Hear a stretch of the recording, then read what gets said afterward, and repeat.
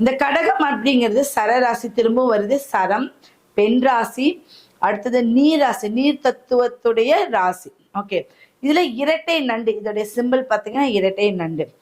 உணர்ச்சி வசப்படுவாங்க. நண்டு பார்த்தீங்கன்னா அப்படியே ஓடிட்டே இருக்கும். உணர்ச்சி வசப்படக்கூடியவர்கள், அன்பு கருணை கொண்டவர்கள். ரொம்ப உணர்ச்சி வசப்பட்டாலும் அது நம்மளுக்கு தவறா போயிடும்.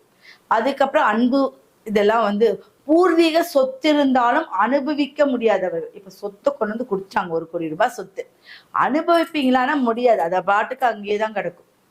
இது யாரா இருந்தாலும் இதுல இருக்கு. நீங்க நோட் பண்ணிட்டு எனக்கு சொல்லுங்க, நீங்க கமெண்ட்ல கூட சொல்லலாம், சரிங்களா?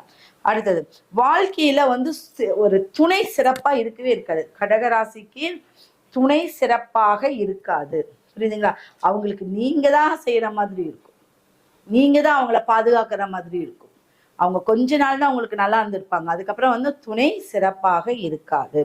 கட்டிய வீட்டை வாங்குறது அவங்களுக்கு சிறப்பு. நீங்க கடகராசி ஒரு இடத்த வச்சு வீடு கட்டுறங்கிறது இல்லை, வீட்டோட வாங்கி அதை ஆல்ட்ரேஷன் பண்ணி அப்படி கட்டுறதுதான் சிறப்பான ஒரு விஷயமா இருக்கு, புரியுதுங்களா? இதெல்லாம் நோட் பண்ணிக்கோங்க.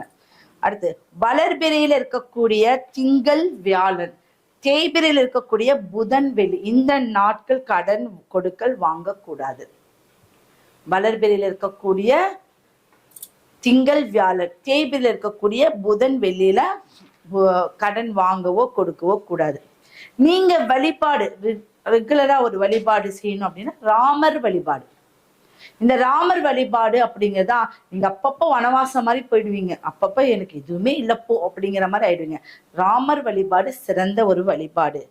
மேற்கு வடக்கு நல்ல திசை உங்களுக்கு, திங்கள் வியாழன் நல்ல கிழமைகள் உங்களுக்கு.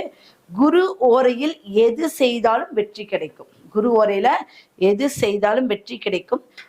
உங்களுக்கு கோயில், வருஷத்துக்கு ஒரு முறை போற கோயில் வந்து கரூர் பசுபதீஸ்வரர் கோயிலுக்கு நீங்க ரெகுலரா போயிட்டு வந்தீங்க அப்படின்னா, ரெகுலர் மீன்ஸ் வருஷத்துக்கு ஒரு முறையாவது போயிட்டு வந்தீங்கன்னா இந்த கடக ராசிக்கு மேன்மை அதிகம் பெறும், சரிங்களா? அடுத்தது சிம்மம், சிம்ம ராசி.